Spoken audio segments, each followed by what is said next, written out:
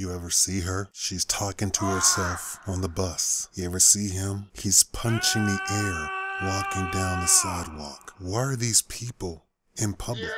And a lot of people ask, why aren't they in an insane asylum? Here's the problem. 1 month after defeating Jimmy Carter, Ronald Reagan took Carter's legislation that had just been passed. The ink hadn't even dried on it, and he completely tore it up and block granted all the money to the states and shut down all federal hospitals. And in fact, all of the quote-unquote crazy people could then apply and receive Social Security for the rest of their life. It expanded Social Security by so much that it dwarfed the economy for a year or two. Oh, but he wasn't done there. But that's the answer. Why is the crazy lady on the bus? Why is the crazy man on the sidewalk? They're not just homeless, they're completely loony. You can look on YouTube and see all sorts of videos of crazy people on the bus fighting people out of thin air. Person sitting down looking at their phone, and here comes the crazy person beating on them out of thin air. This is the black eye of Ronald Reagan, and you can lay it definitely at his feet and his feet alone. He was of the opinion that psychiatry was a communist plot. I'm guessing that he was trying to be more conservative than all the other conservatives put together on that particular issue. But that's why the crazy lady's on the bus. And did you notice I said that the crazy people could apply for Social Security? So, let's run that by you again. The crazy people can apply and receive Social Security for the rest of their life. Now, how do you think that they market it to crazy people to come in and apply for Social Security? I mean, it's so ridiculous, right? It's just a fantasy. So I'm thinking, and I have a little bit of evidence, but it's anecdotal, just my own personal observation of people I actually know who are on Social Security for life, but they're not crazy. I have a friend who says that he's bipolar. I've had him stay over for an entire weekend. Never missed a beat.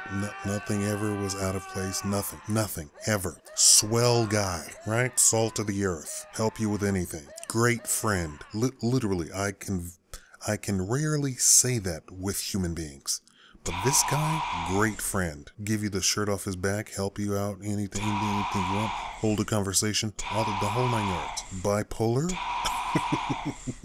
No. Now, I didn't go to medical school, but 40% of my degree was in psychology. 40% of my degree. Got straight A's in it. I had to twist the teacher's arm to get 1A, and I didn't even have to take the final.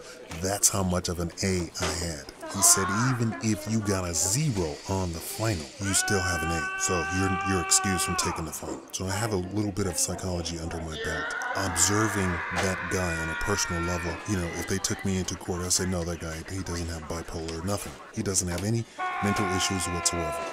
And the Social Security doesn't pay that much. He could be making far more money and be much more productive, which would mean many more taxes to everybody if he were off Social Security and had a job. This is why the crazy people are out there. Ronald Reagan put them out there, closed all of the federal hospitals, all of them. He didn't think lunacy was a good policy. In fact, most of the domestic policies he shut down, closed, or defunded, or underfunded. There are crazy people out there. We need to do something with them, right? A lot of what's funny is the public doesn't know this. I've known this for 20 years, since I was a kid. Of course, I wasn't your average kid, but still. But the public thinks that there's insane asylums that the government, the men in white come and take you to, right? Right? We still know what the men in white are, right? We never see them. We never hear tell of them, but for whatever reason, and I still hear moms threaten their children. If you keep acting up like this, I'm going to call the men in white and come get you. Men in white have been out of commission since Reagan left office, or took office, actually. Now, that's a long time. Now, I'm not saying that we need another policy, but here's the deal. They're not receiving treatment. Right? They're receiving money, our taxpayer dollars. When you go to work, you're paying for these crazy people or these non-crazy people to get Social Security, which is not what Social Security was to be about from the beginning, right? I would say we need to reinstitute the federal hospitals, get them fully funded, grab the crazy people off of the streets, take them away from the Catholic Charities, because the Catholic Charities did respond and did pick up these crazy people and took them off the street to help. I mean, the Catholic Charities do all sorts of things that other churches don't do at all. I mean, I'm calling out your church. How many crazy people you have sitting up in a motel somewhere, or that they've converted into a rest home or a insane asylum? No, none? Yeah, that's your church. Catholic Charities, they have that. And they pay for job fees and stuff like that for people so that they can go back to work. That's what Catholic Charities does. Now, the Catholic Charities took a portion of the crazy people off of the street, but of course they can't do it alone. Now, you are still going to be paying for the Social Security of these crazy people unless we institute these hospitals again, get them treatment, right?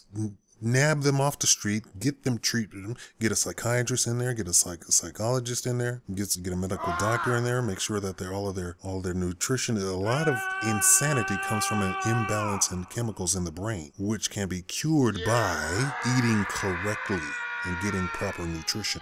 Just that simple. And then you could defund Social Security by just that much. You know, they keep taking and increasing Social Security on both sides of the paycheck.